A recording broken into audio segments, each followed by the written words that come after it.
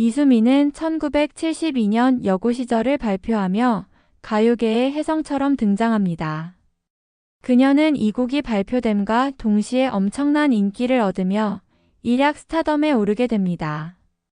여고 시절은 단순한 히트곡을 넘어 그 시대를 살아가는 많은 이들에게 깊은 공감과 위로를 선사하는 시대를 대표하는 명곡으로 자리매김하기에 충분했습니다. 가수 이수미의 본명은 이화자로 1952년 1월 25일 전남 영암군에서 8남매 중 5째로 태어납니다. 집안에서 축음기로 항상 국악을 즐겨 듣던 부친의 음악적 영향을 많이 받았던 그녀는 1969년 목포여고 3학년 당시 언니 옷을 빌려 입고 가발을 쓴 채 목포 KBS 노래자랑에 나와 5연속 우승을 차지합니다.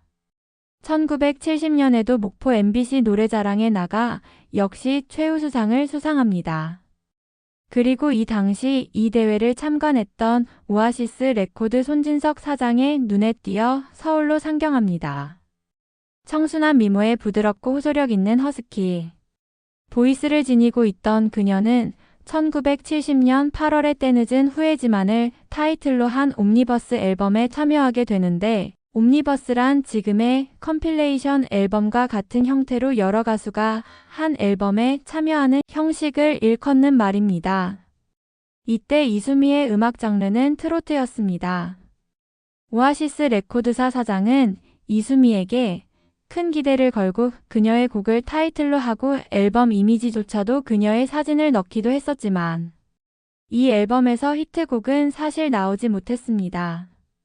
이후에도 그녀는 수많은 옴니버스 앨범에 참여하곤 했는데 당시에는 이런 신곡 발표가 다반사였습니다. 그해 11월에도 컴필레이션 앨범의 타이틀곡으로 그녀의 곡인 밤에 우는 새를 수록하고 앨범 표지도 그녀의 모습 그리고 앨범명마저 이수미의 밤에 우는 새로 음반을 발매할 만큼 그녀는 큰 기대를 모았는데 이 앨범에서 그녀의 곡 밤에 우는 새가 음악순위 프로그램에서 10위에 진입하며 단번에 신인 여가수로 떠오르게 됩니다. 이후에도 숱한 컴필레이션 앨범에 이름을 올리면서도 커다란 히트곡은 만들지 못했었는데 그녀의 독집 앨범은 1972년 2월에나 발표됩니다. 첫 독집인 이수미 스테레오 골든 앨범 1에서 오늘 전해드리는 그녀의 최대 히트곡 여고 시절이 타이틀곡으로 수록되어 공전의 히트를 하게 됩니다.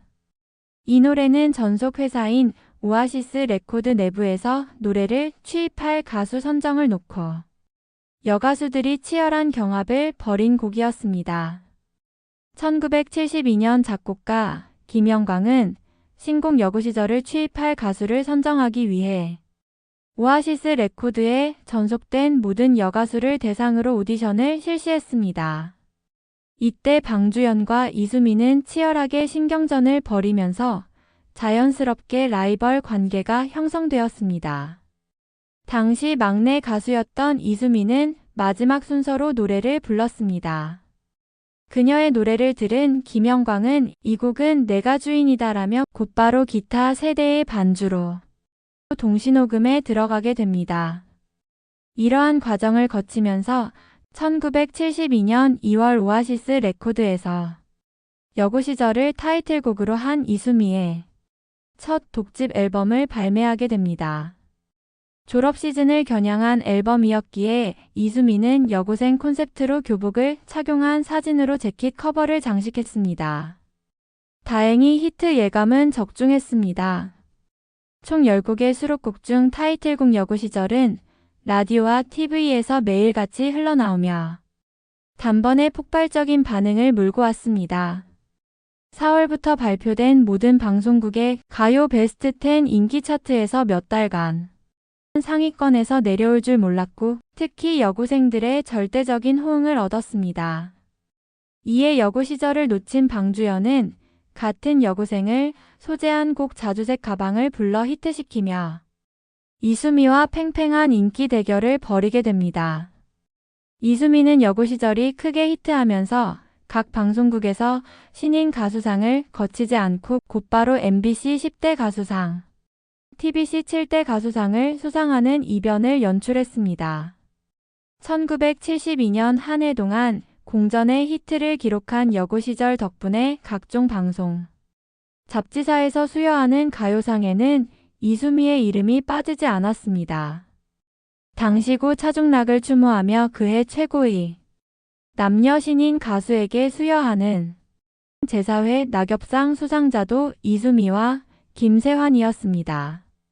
그녀의 맑고도 허스키한 목소리는 곡의 감성을 더욱 돋보이게 했고, 이 곡은 70년대 통기타 붐을 일으키는 데도 큰 역할을 했습니다. 이수미는 여고 시절 외에도 사랑의 의지, 내 곁에 있어주, 방울새 등의 곡을 발표하며 70년대 초반을 대표하는 여성 가수로 자리 잡았습니다. 그녀는 김추자, 정미조와 함께 여가수 트로이카 시대를 열었으며 귀여운 외모와 청순한 이미지로 많은 팬들의 사랑을 받았습니다. 그해 10월에는 강대성 감독이 10대 청소년의 수채화 같은 사랑을 그린 동명의 영화 여고 시절이 서울 을지극장에서 개봉해 3만 명의 관객을 동원하며 흥행에 성공합니다. 하지만 안타깝게도 이 영화의 필름은 분실되었고 현재 포스터와 스틸 사진만 남아 있습니다. 1973년 1월 주간조선은 태권도 2단 무술가수 이수미가 히트곡 여고 시절을 놓고 주먹다짐을 벌여 화제가 되더니 이번에는 TBC TV 가요 스파트에 출연해 시속 40km로 달리는 뉴코티나 위에서 그 얼굴을 노래해 다시금 용맹을 과시했다고 보도해 화제를 모았습니다. 여고 시절은 이후 헤아리기 힘들 정도로 많은 남녀 가수가 시대를 초월해 리메이크했습니다. 취입 경합에 실패한 방주연도 훗날 이 곡을 리메이크했고 나훈아, 이용복, 이상열, 김인순, 태진아, 박상규, 이주랑, 최진희, 금잔디 등도 여고 시절을 다시 부른 대표적인 가수들입니다. 2015년 KBS 부르의 명곡 김영광 편에 출연한 저구는 여고 시절을 애절하게 소화했습니다. 무수한 7080 히트곡 모음 CD에 수록된 여고 시절은 이수미의 대표곡이자 1970년대를 대표하는 대중가요의 명곡으로 평가받고 있습니다. 하지만 호사다마라고 할까 엄청난 인기를 끌던 이수미는 1973년 여름 세간을 떠들썩하게 만든 대천 해수욕장 자해 사건으로 위기를 맞게 됩니다. 인기가 절정에 달했던 1973년에 대천 해수욕장에서 칼을 든 괴한으로부터 피습을 당하게 됩니다. 그녀의 엄청난 인기 탓에 대천 해수욕장 피습 사건을 둘러싼 왜곡된 소문과 이에 따른 파문은 그칠 줄 모르고 커져만 갔습니다.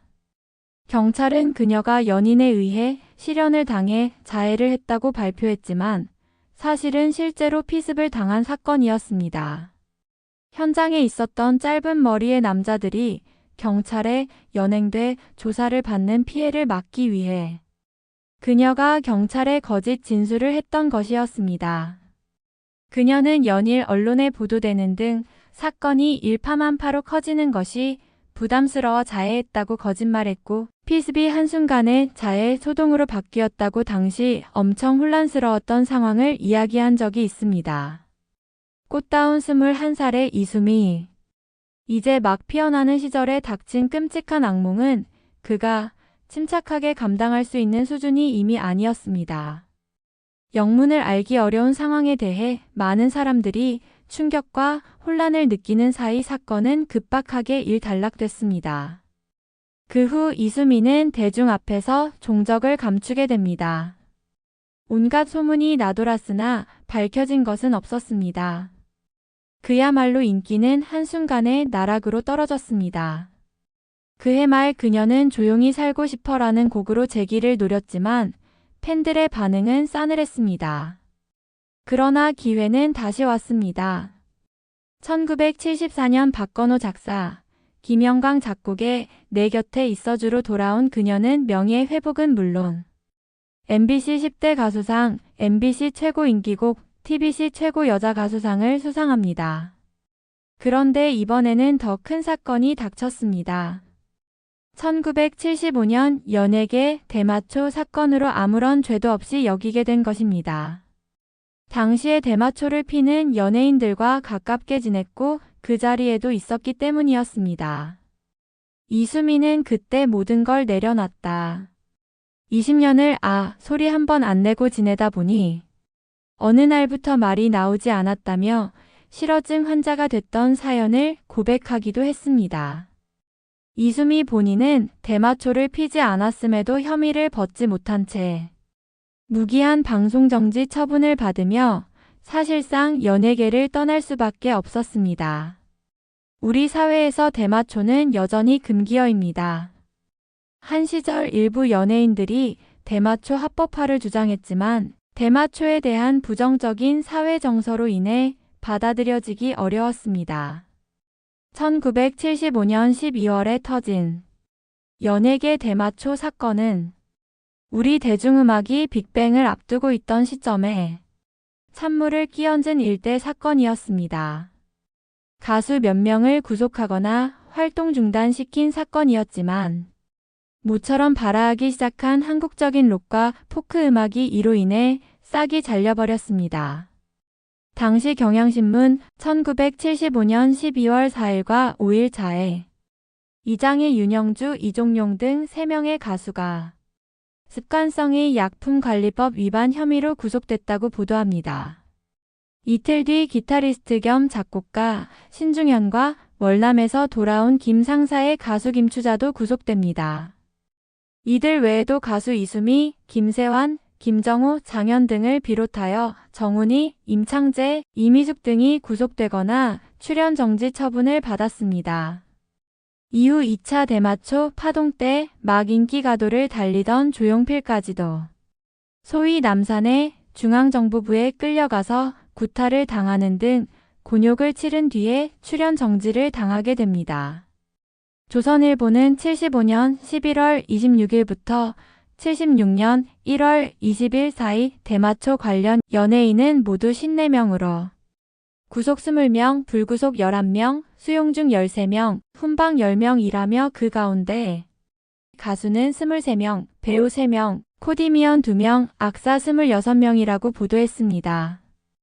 은둔 생활을 하던 그녀는 결혼과 함께 다시 재기를 도모합니다. 2003년 그녀는 여고 시절 등 왕년의 히트곡 3곡을 리메이크하고 신곡도 다른 세상에서를 타이틀곡으로 새 앨범을 냈습니다.